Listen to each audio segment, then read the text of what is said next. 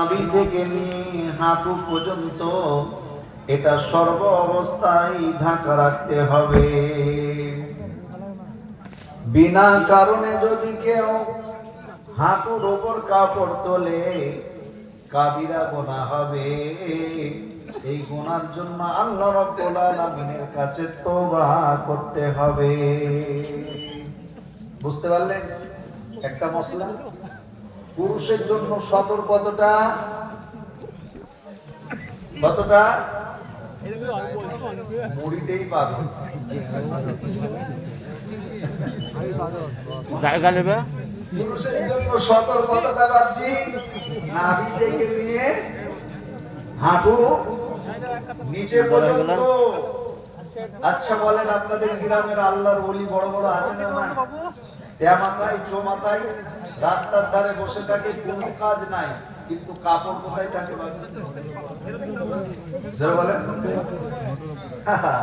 হাঁটুর উপরে এমন তাল ঠুকে থাকে চাচা, বউ বিটি কে আছে কোনো দেখার চিন্তা ভাবনা করে না। কথা বলেন ঠিক কিনা? অকারণে বিনা কারণে কি করে, হাঁটুর উপরে কাপড় তুলে বসে থাকে না, থাকে না? এই ওয়াজ মাওলানা সাহেব করেছে, নানা আর নাতি দুজনাই জলসা শুনে বাড়ি যাচ্ছে, বুঝলেন? এখনকার মতো এত উন্নত সময় তো নয়। আগেকার নদী ছিল, কাঁদর ছিল, সে তাতে ব্রিজ ছিল না, বুঝলেন? এবার এপার থেকে ওপারে পেরিয়ে যেতে হবে, পেরিয়ে দুজনাই গেছে। যাওয়ার পরে বাড়িতে গিয়ে দেখছে নাতির কাপড় ভিজে গেছে, নানার কিন্তু কাপড় ভিজে না। নানি দেখে বলছে, ভাই তোর নানার সঙ্গে জলসা শুনতে গেছিলি, কি ব্যাপার তোর নানার কাপড় ভিজে নাই? তুই কি করে লুঙ্গি কাপড় জামা প্যান্ট ভিজিয়ে নিয়ে এসেছিস? তখন নাতি বলছে, ও নানি, নদীতে তো অনেকটাই পানি ছিল, কাপড় তো নানারও ভিজার কথা। নানার কাছে গিয়ে বলছে, নানা জান কি ব্যাপার তোমার কাপড় ভিজলো না? আমার তো সমস্ত কাপড় ভিজে গেল।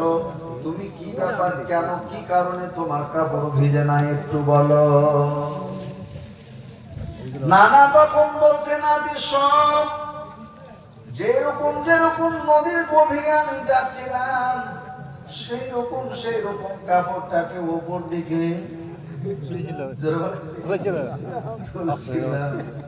তাহলে ভিজবে কি করে বল বোকা? বলছে, নানা তুমি কি শোনো নাই মাওলানা সাহেব কি ওয়াজ করলেন? পুরুষের জন্য নাভি থেকে নিয়ে হাঁটুর নিচে পর্যন্ত ঢাকা, এটা হচ্ছে সতর। তুমি কেন এরকম করে লুঙ্গি তুলে ফেললে? তখন বলছে, নাতি রে এইটাই তো তুই ভুল করেছিস। বলে কেন নানা?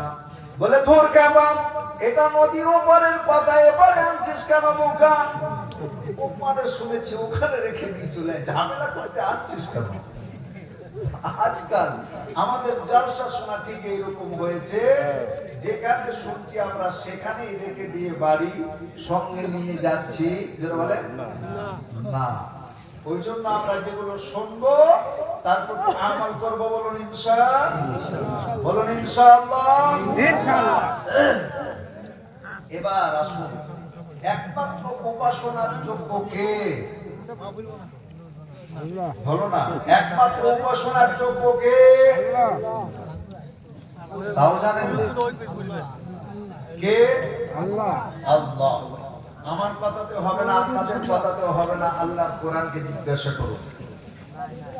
ওগো আল্লাহর কোরআন, রাত্রিবেলায় তোমার কাছে জানতে এলাম, একবার বলে দাও উপাসনা আরাধনা বন্দনা কার জন্য হবে?